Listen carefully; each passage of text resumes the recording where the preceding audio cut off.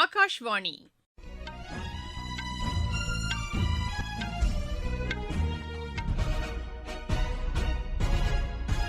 செய்திகள் வாசிப்பவர் சுமித்ரா ரத்னம். தலைப்புச் செய்திகள்: பிஜேபி தலைவராக திரு நிதின் நபின் இன்று பதவியேற்றுக் கொண்டார். அவருக்கு பிரதமர் உள்ளிட்ட தலைவர்கள் வாழ்த்து தெரிவித்துள்ளனர். வேகமாக வளர்ந்து வரும் பொருளாதார நாடாக இந்தியா உருவெடுத்துள்ளதாக மத்திய அமைச்சர் திரு கிஷன் ரெட்டி தெரிவித்துள்ளார். தமிழக சட்டப்பேரவை கூட்டத்தொடர் இன்று தொடங்கியது. மாநில ஆளுநர் உரையை வாசிக்காமல் புறப்பட்டார். ஈரானில் அரசுக்கு எதிரான போராட்டத்தில் உயிரிழந்தோர் எண்ணிக்கை 4029 அதிகரித்துள்ளது. பேட்மிண்டன் போட்டிகளில் பங்கேற்பதிலிருந்து ஓய்வு பெறுவதாக இந்தியாவின் சாய்னா நேவால் அறிவித்துள்ளார். இனி விரிவான செய்திகள். பிஜேபி தலைவராக திரு நிதின் நபின் இன்று பதவியேற்றுக் கொண்டார். புதுதில்லியில் பிஜேபி தலைமை அலுவலகத்தில் நடைபெற்ற நிகழ்ச்சியில் பிரதமர் திரு நரேந்திர மோடி முன்னிலையில் திரு நிதின் நபின் பிஜேபி தலைவராக தேர்ந்தெடுக்கப்பட்டார். அவருக்கு பிரதமர் வாழ்த்துக்களை தெரிவித்தார். அப்போது பேசிய பிரதமர், பிஜேபி மக்கள் நலனை இலக்காக கொண்டு செயல்பட்டு வருவதாக தெரிவித்தார். ஜனநாயக மாண்புகளின் அடிப்படையில் இந்த தேர்வு நடைபெற்றதாகவும் கட்சித் தொண்டர்கள் ஒருமனதாக திரு நிதின் நபினை தலைவராக தேர்ந்தெடுத்துள்ளதாகவும் திரு நரேந்திர மோடி கூறினார். உலகின் மிகப்பெரிய கட்சியான பிஜேபியின் 12வது தேசிய தலைவராக பொறுப்பேற்றுள்ள திரு நிதின் நபினுக்கு வாழ்த்துக்களை தெரிவித்துக் கொள்வதாக அக்கட்சியின் மூத்த தலைவர் திரு ஜே பி நட்டா கூறியுள்ளார். இளம் வயதில் இப்பொறுப்பை திரு நிதின் நபின் ஏற்றுள்ளதாகவும் இதற்கு முன்பாக பீகாரில் சட்டப்பேரவை உறுப்பினர் மற்றும் அமைச்சர் உள்ளிட்ட பதவிகளில் அவர் திறம்பட செயலாற்றியவர் என்றும் திரு ஜே பி நட்டா தெரிவித்துள்ளார். மத்திய அமைச்சர்கள் திரு அமித் ஷா, திரு ராஜ்நாத் சிங், திரு நிதின் கட்கரி உள்ளிட்ட தலைவர்களும் அவருக்கு வாழ்த்து தெரிவித்துள்ளனர். வேகமாக வளர்ந்து வரும் பொருளாதார நாடாக இந்தியா உருவெடுத்துள்ளதாக மத்திய அமைச்சர் திரு கிஷன் ரெட்டி தெரிவித்துள்ளார். இதுகுறித்து சமூக வலைதளத்தில் அவர் வெளியிட்டுள்ள பதிவில், நடப்பாண்டில் நாட்டின் மொத்த உள்நாட்டு உற்பத்தி 7.3% இருக்கும் என்ற சர்வதேச செலாவணி நிதியத்தின் அறிக்கை நாட்டின் பொருளாதார வளர்ச்சியை பிரதிபலிப்பதாக குறிப்பிட்டுள்ளார். சரக்கு மற்றும் சேவை வரி சீர்திருத்தம், புதிய தொழிலாளர் நலச்சட்டங்கள், மேம்படுத்தப்பட்ட உள்கட்டமைப்பு வசதிகள் போன்றவை நாட்டின் பொருளாதார வளர்ச்சியை விரைவுபடுத்தியதாகவும் திரு கிஷன் ரெட்டி தெரிவித்துள்ளார். ஜவுளித்துறையில் கடந்த 10 ஆண்டுகளில் அதிக வேலைவாய்ப்புகள் உருவாக்கப்பட்டுள்ளதாக அத்துறைக்கான அமைச்சர் திரு கிரிராஜ் சிங் தெரிவித்துள்ளார். இதுகுறித்து சமூக வலைதளத்தில் அவர் வெளியிட்டுள்ள பதிவில், பிரதமர் திரு நரேந்திர மோடி தலைமையிலான மத்திய அரசு மேற்கொண்ட நடவடிக்கைகளே இதற்கு காரணம் என்று குறிப்பிட்டுள்ளார். ஜவுளித்துறையில் ஏற்றுமதி மற்றும் சர்வதேச சந்தை வாய்ப்புகள் அதிகரித்துள்ளதாகவும் கைத்தறி பொருட்களுக்கான புதிய வாய்ப்புகள் ஏற்பட்டுள்ளதாகவும் அவர் தெரிவித்துள்ளார். இத்துறையில் மகளிரின் பங்களிப்புடன் வளர்ச்சியடைந்த இந்தியா என்ற இலக்கை அடைவது சாத்தியம் என்றும் திரு கிரிராஜ் சிங் கூறியுள்ளார். நாட்டின் உயிரி எரிசக்தி திறன் தற்போது 11,614 மெகாவாட்டாக உயர்ந்துள்ளதாக புதுப்பிக்கத்தக்க எரிசக்தித்துறை தெரிவித்துள்ளது.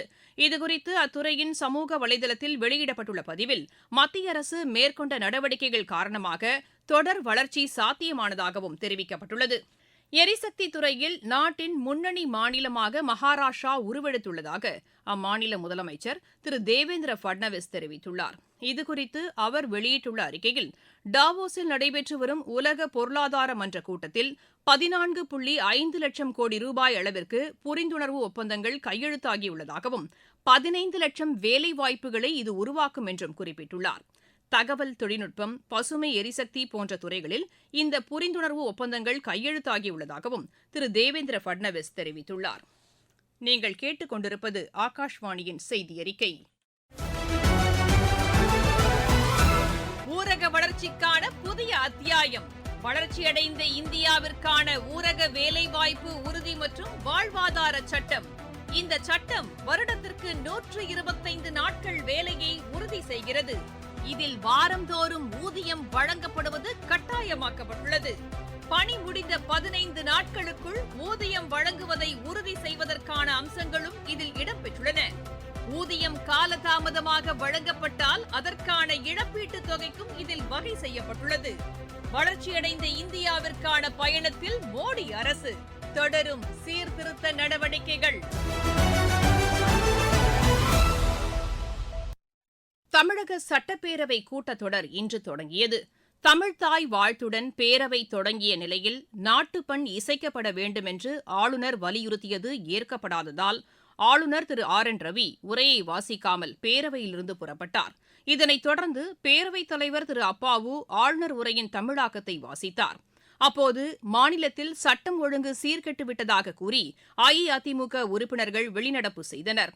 அப்போது பிஜேபி உறுப்பினர்களும் டாக்டர் அன்புமணி ஆதரவு பாமக உறுப்பினர்களும் பேரவையிலிருந்து வெளிநடப்பு செய்தனர். இதற்கிடையே பேரவையில் தாம் பேச முற்பட்டபோது ஒலிவாங்கி பலமுறை அணைக்கப்பட்டதாக ஆளுநர் திரு ஆர் என் ரவி குற்றம் சாட்டியுள்ளார். நாட்டுப்பண் இசைக்கப்பட வேண்டும் என்று வலியுறுத்தியதை ஏற்காததால் உரையை வாசிக்காமல் பேரவையிலிருந்து வெளியேறியதாக அவர் கூறியுள்ளார். இதுகுறித்து மக்கள் மாளிகை வெளியிட்டுள்ள 5 பக்க செய்திக்குறிப்பில் 13 காரணங்கள் குறிப்பிடப்பட்டுள்ளன. மாநிலத்தில் போதைப்பொருள் புழக்கம் மற்றும் மகளிருக்கு எதிரான குற்றங்கள் அதிகரித்துள்ளதாகவும் சட்டம் ஒழுங்கு சீர்குலைந்துள்ளதாகவும் அவர் கூறியுள்ளார்.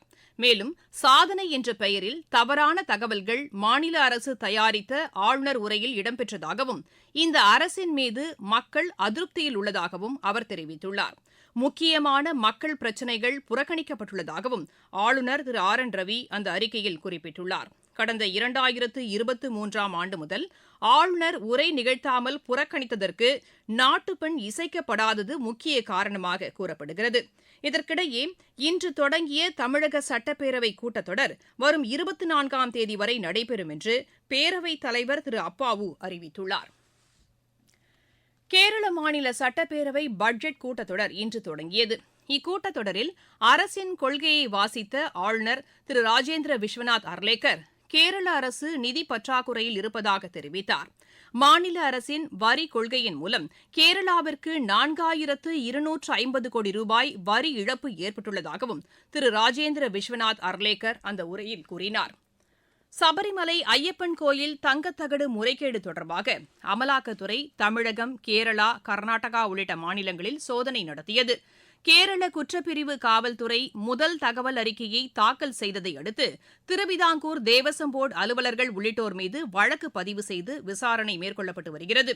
கடந்த 2019ஆம் ஆண்டு முதல் 2025ஆம் ஆண்டு வரை சபரிமலை ஐயப்பன் கோயில் தங்கத்தகடு மாற்றுவதில் இந்த மோசடி நடைபெற்றதாக குற்றம் சாட்டப்பட்டுள்ளது.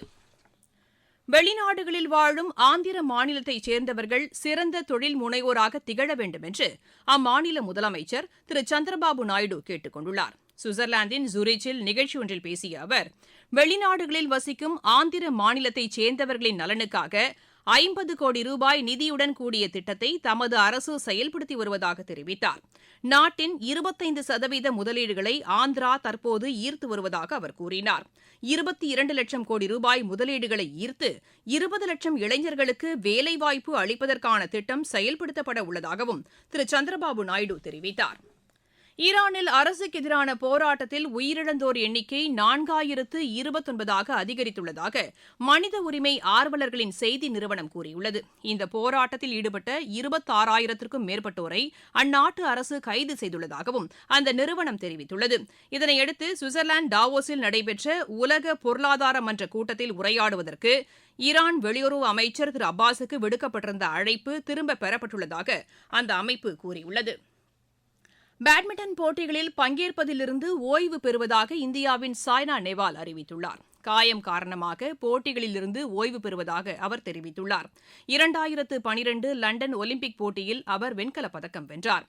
ஆசிய விளையாட்டுப் போட்டி, காமன்வெல்த் விளையாட்டுப் போட்டிகளிலும் சாய்னா நேவால் பதக்கம் வென்றுள்ளார். இந்தோனேஷியா மாஸ்டர்ஸ் பேட்மிண்டன் போட்டி இன்று தொடங்கியது. மகளிர் பிரீமியர் லீக் கிரிக்கெட் போட்டியில் தில்லி அணி இன்று மும்பை அணியை எதிர்கொள்கிறது. இப்போட்டி வதோதராவில் இரவு மணி 7:30க்கு தொடங்குகிறது. கேலோ இண்டியா குளிர்கால விளையாட்டுப் போட்டி லேயில் இன்று தொடங்கியது. லடாக் துணைநிலை ஆளுநர் கவிந்தர் குப்தா போட்டிகளை தொடங்கி வைத்தார். நாடு முழுவதிலுமிருந்து 1000க்கும் மேற்பட்ட வீரர்கள் இதில் பங்கேற்கின்றனர். மீண்டும் தலைப்புச் செய்திகள். பிஜேபி தலைவராக திரு நிதின் நபின் இன்று பதவியேற்றுக் கொண்டார். அவருக்கு பிரதமர் உள்ளிட்ட தலைவர்கள் வாழ்த்து தெரிவித்துள்ளனர். வேகமாக வளர்ந்து வரும் பொருளாதார நாடாக இந்தியா உருவெடுத்துள்ளதாக மத்திய அமைச்சர் திரு கிஷன் ரெட்டி தெரிவித்துள்ளார். தமிழக சட்டப்பேரவை கூட்டத்தொடர் இன்று தொடங்கியது. மாநில ஆளுநர் உரையை வாசிக்காமல் புறப்பட்டார். ஈரானில் அரசுக்கு எதிரான போராட்டத்தில் உயிரிழந்தோர் எண்ணிக்கை 4029ஆக அதிகரித்துள்ளது.